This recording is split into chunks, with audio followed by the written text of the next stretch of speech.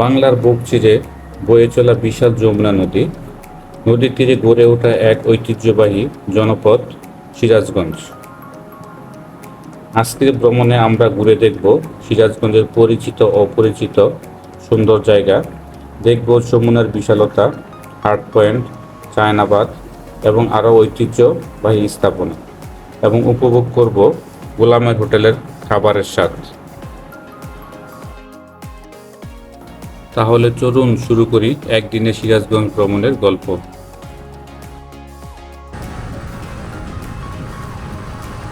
সকাল 7:45 আমি আর হৃদয় দুজনে দুটি বাইক করে গাজীপুরা থেকে রওনা দেই। এই হচ্ছে টাঙ্গাইল হাইওয়ে।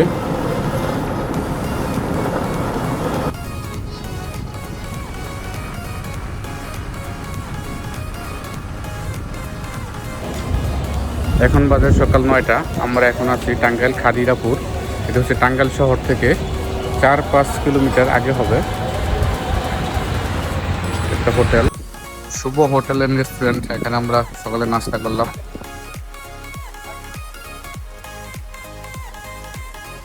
এই হচ্ছে আজকে আমার tour partner Hridoy, Hridoy motors.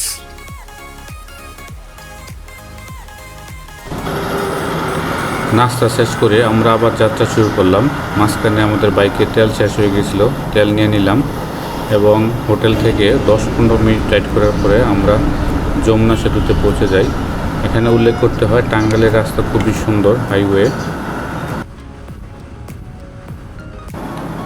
আমরা এখন যমুনা সেতুর উপরে আছি। যমুনা সেতুর দৈর্ঘ্য প্রায় 5 কিলোমিটার।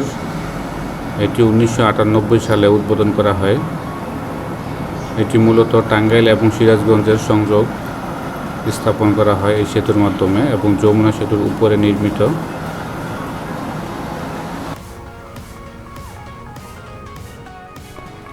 সেতু পার হয়ে আমরা সিরাজগঞ্জে চলে এসেছি। এখন আমরা যমুনা ইকো পার্কে ঢুকবো। ওই সামনে দেখা যাচ্ছে ইকো পার্কের গেট। জনপ্রতি 30 টাকা দিয়ে ইকো পার্কে প্রবেশ করতে হয়। দেখি ভিতরে কি আছে।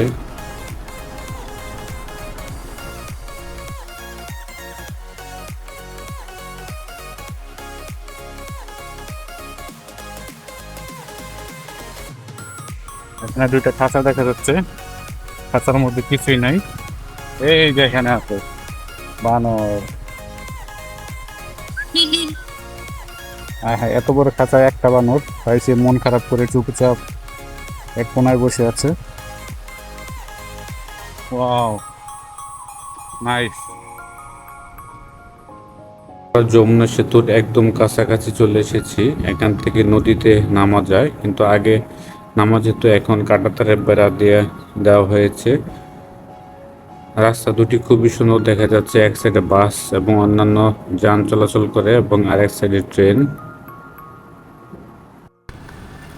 পার্কের চতুর্দিকে এরকম কাঁটাতারের বেড়া, তারপরে হচ্ছে নদী, আর বাম পাশে বসার জায়গা আছে, গাছগাছালি আছে।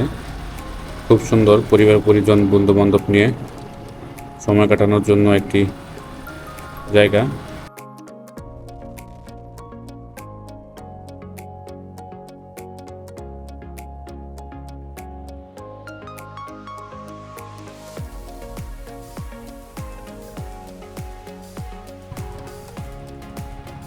এখন প্রায় 11টার মতো বাজে। আমরা ইকো পার্ক থেকে এখন বের হয়ে যাব। আমাদের পরবর্তী গন্তব্য হচ্ছে চায়নাবাদ। আমরা দেখতে পাচ্ছেন খুব সুন্দর একটি প্রাকৃতিক পরিবেশ, অনেকটা জঙ্গল জঙ্গল একটা বাইক আছে, আর মাঝখান দিয়ে বাইক রাইড করে চলছি। আমরা এখন এখান থেকে বের হয়ে যাব চায়নাবাদের উদ্দেশ্যে। আপনাদেরকে বলে রাখি, ইকো পার্কে বেসিক্যালি গাছগাছালি ছাড়া তেমন কিছু নেই, আর ওই চতুর্দিকে এরকম নদী বেষ্টিত বসার সুন্দর জায়গা। এই হচ্ছে ইকো পার্ক।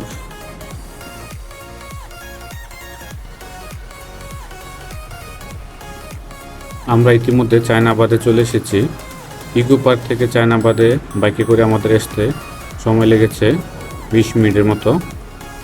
সামনের দিকে যাই, দেখি চায়নাবাদে আর কি আছে। নদীর ধারে খোলামেলা পরিবেশে খুবই সুন্দর একটি জায়গা, ঠান্ডা বাতাস। যদিও আমরা এখন দুপুরে এসেছি তাই লোকজন কম, কিন্তু বিকেলে মনে হচ্ছে প্রচুর মানুষ থাকে। আশেপাশে ছোট ছোট রেস্টুরেন্ট, খাবার দোকান আছে। চায়নাবাদ মূলত যমুনা নদীর ভাঙ্গন রোধ, নদীর তীর ও আশেপাশের এলাকার সুরক্ষা এবং বন্যায় পানির ক্ষতি কমানোর উদ্দেশ্যে নির্মাণ করা হয়। সহজভাবে বলতে গেলে যমুনা নদীর তীব্র স্রোত ও ভাঙ্গন থেকে সিরাজগঞ্জ শহর ও নদী তীরবর্তী গুরুত্বপূর্ণ এলাকা রক্ষা করার উদ্দেশ্যে এটি তৈরি করা হয়, যা বর্তমানে পর্যটকদের কাছে চায়নাবাদ নামে বেশ জনপ্রিয়। চায়নাবাদ থেকে 10-15 মিনিটের ডিস্টেন্সে আমরা এখন চলে এসেছি সিরাজগঞ্জ হার্ট পয়েন্ট। এটিও একটি বাঁধের অংশ। দেখতে পাচ্ছেন খুবই সুন্দর, এখানে একটি স্ট্যাচু করা আছে এবং এই জায়গাটি আরও সুন্দর, নিরিবিলি এবং এখানে চাইলে নৌকায় করে ঘোরা যায়।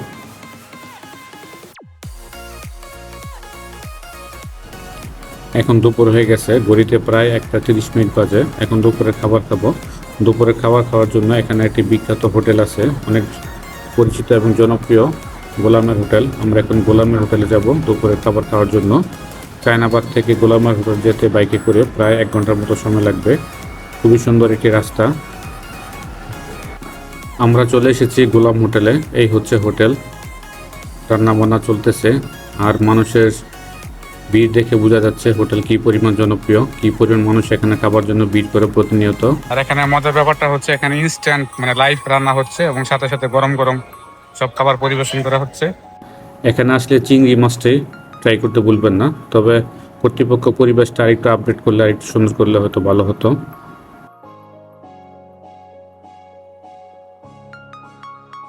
আমরা গোলামের হোটেল থেকে এখন চলে এসেছি সলপ এর গোল খেতে। এটি একটি জনপ্রিয় খাবার সিরাজগঞ্জের। এ হচ্ছে সিরাজগঞ্জের ঐতিহ্যবাহী গোল সলপ। আর এই হচ্ছে এখানে ভাইয়া এই যে এখানে আগে থেকে সব রেডি করে রাখছে ফ্রিজের মধ্যে ঠান্ডা, এখান থেকে পরিবেশন করা হয়। গ্লাস প্রতি 20 টাকা। এখানে গোলও পাওয়া যায়, মাঠা পাওয়া যায়। সারাদিন ঘোরাঘুরির পরে এখন বাড়ি ফেরার পাড়া। এত সুন্দর রাস্তার মধ্যে দিয়ে বাইক চালাইতে খুবই ভালো লাগতেছে। দুই পাশে ধান খেত, মাঝখান দিয়ে রাস্তা। এই ছিল আজকে সিরাজগঞ্জ ভ্রমণের ভিডিও। আশা করি ভিডিওটি আপনাদের ভালো লেগেছে। ভালো লাগলে লাইক, কমেন্ট, শেয়ার দিতে ভুলবেন না। দেখা হবে পরবর্তী কোনো ভিডিওতে। সবাই ভালো থাকবেন, সুস্থ থাকবেন। Bye bye, tata.